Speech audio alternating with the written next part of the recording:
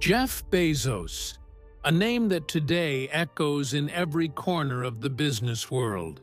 But before he became one of the richest men on Earth, before Amazon became a trillion-dollar company, there was a boy with a dream so big that it scared everyone around him. Born in 1964 in Albuquerque, New Mexico, Jeff's life didn't start in luxury. His teenage mother struggled to raise him after his biological father left when Jeff was just a baby. But fate had other plans. His mother later married Miguel Bezos, a Cuban immigrant who adopted Jeff and gave him his name. From that moment, Jeff was raised in a home where hard work, curiosity, and education were everything. As a kid, Jeff loved science. He would spend hours taking apart radios and building gadgets in his garage. One summer, he even built an electric alarm system to keep his younger siblings out of his room. His grandparents saw that spark and encouraged it. Jeff's grandfather used to tell him, "If you can't fix it, you don't understand it well enough." Those words stayed with Jeff for life. After graduating from Princeton University with a degree in computer science and electrical engineering, Jeff joined Wall Street, landing a high-paying job at a hedge fund. To most people, that would have been the finish line. But for Jeff, it was just the beginning. Every day, he felt a quiet voice in his head asking, "Is this really what I'm meant to do?" Then one day, something changed everything. Jeff came across a statistic that the internet was growing at 2,300% per year. He couldn't believe it. He spent nights reading about this new digital world and realized that the future was being built in front of him. That's when the idea hit: an online bookstore.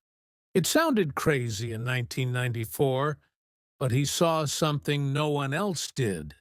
He told his boss about his idea, hoping for encouragement. Instead, his boss said, "That's a great idea for someone who doesn't already have a good job." That was the moment Jeff realized comfort kills dreams. He decided to take the biggest risk of his life. He quit his job, packed everything into his old car, and with his wife Mackenzie, drove across America to Seattle. During that road trip, Jeff wrote the first draft of his business plan in the back seat. When they arrived, they rented a small house. The garage became their office. 3 employees, 1 computer, 1 vision: to build something that would change the world. He named it Amazon, after the largest river on Earth, because he wanted to build the largest store in the world. At first, they sold only books.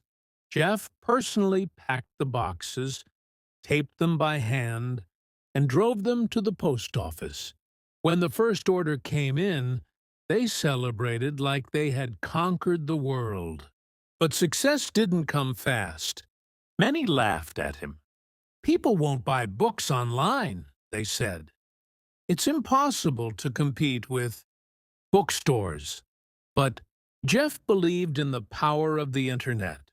He worked 16 hours a day, 7 days a week. When a computer server overheated, he'd grab an ice pack and cool it himself. There were nights when Amazon lost thousands of dollars. Investors called him crazy. Friends told him to give up. But Jeff's mindset was unshakable. He said, "I knew I might fail, but I also knew I wouldn't regret trying." Years passed. Slowly, Amazon grew.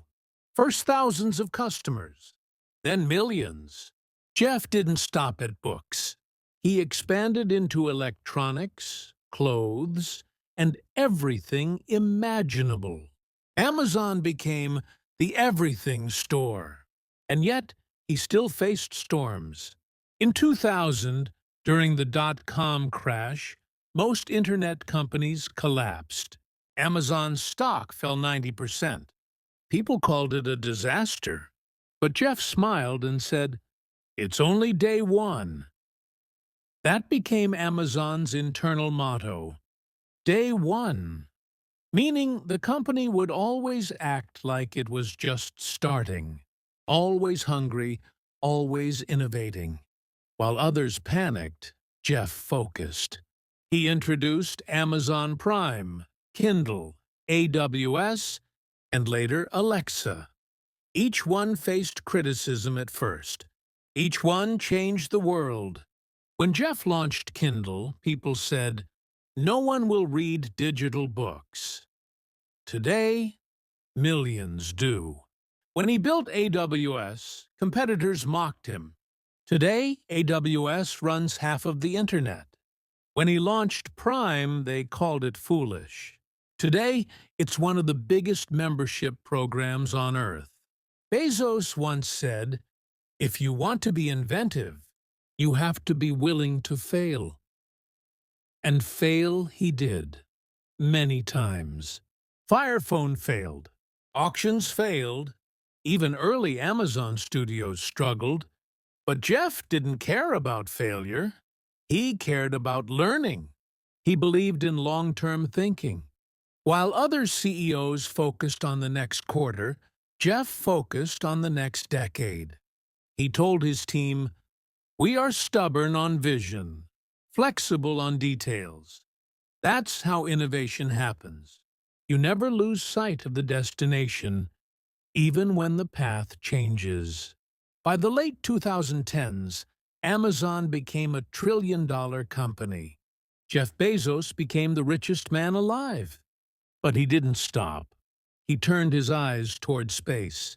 He founded Blue Origin, a company with one mission: make space travel accessible to everyone. People asked, "Why space?"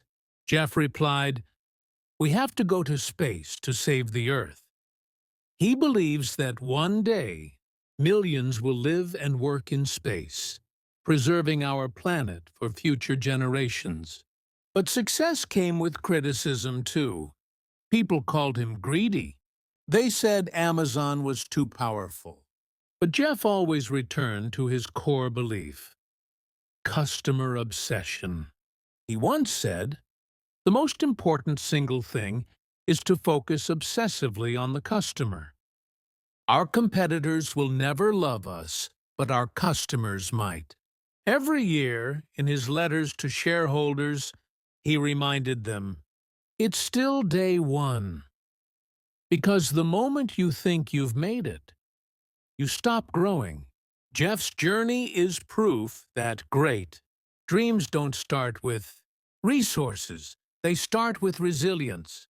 He didn't have the money, the support, or the certainty, but he had belief. He once said, "I'd rather fail at something I love than succeed at something I don't care about." That's the secret of greatness.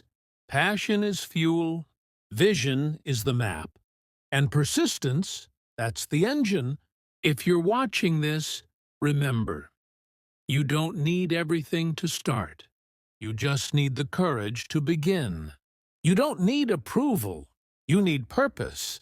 Jeff Bezos didn't wait for permission. He didn't wait for the perfect plan. He just started. So, what's stopping you? Your dream? Start it. Your business? Launch it. Your idea? Build it. Because every legend you admire, Musk, Jobs, Bezos, started as someone who was scared, broke, and uncertain. The difference? They started anyway. When people laughed at him, Jeff didn't argue. He just worked. When people doubted him, he didn't fight. He proved them wrong. And now, decades later, those same people buy everything from the company they once mocked. That's what happens when you refuse to quit. One decision can change your life forever, just like Jeff's decision to quit that job did. Your dreams are waiting for action, and your story, your version of success, is waiting to be written. So start writing it now, because as Jeff Bezos said, you can have a job or you can have a calling. If you find your calling, you don't have to be pushed. The vision pulls you. And maybe, just maybe, the next Amazon won't come from a garage in Seattle. It might come from you.